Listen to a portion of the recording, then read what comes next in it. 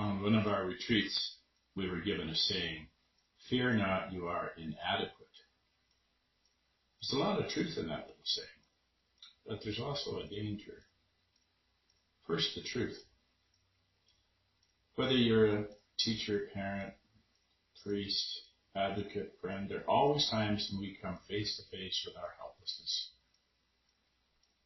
Times like that, it's important to remember that God alone is adequate, that we are not God, and God is more a parent, more a teacher, more a priest, more an advocate, more a friend than I could ever be.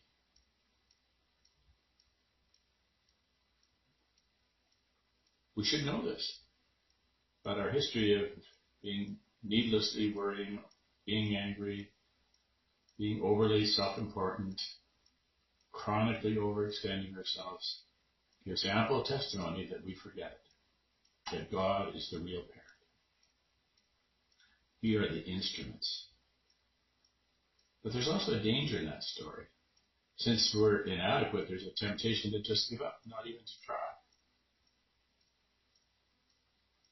The story of the lazy judge and the persistent widow is the story of the interior struggle within each one of us.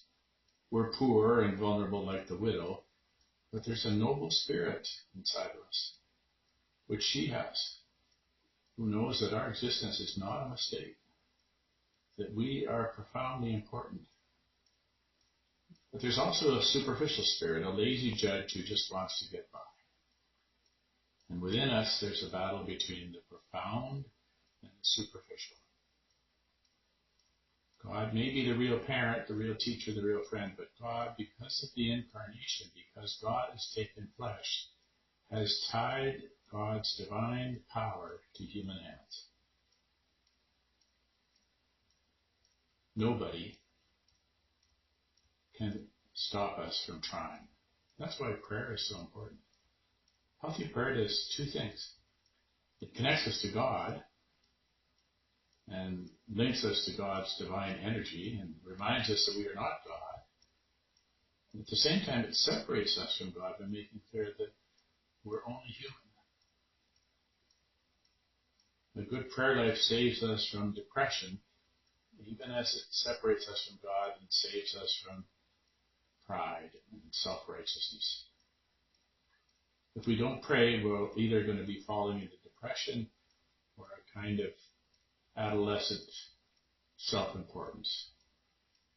Either there's a lack of connection to God or there's an over-identification with God. Accepting our inadequacy can help bring us to prayer. Fear not, you are inadequate.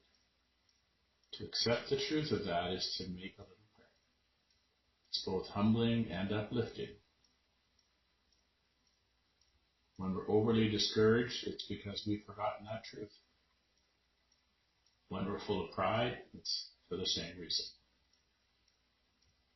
In the gospel, the widow is tenacious. Give me justice against my adversary. This woman knows two things. She deserves justice, and there is someone who opposes her right to justice. Prayer remains alive if we remember it's our duty to live the truth. We remain true to prayer if we do not forget we're born to have love in our hearts and do something worthwhile with our lives.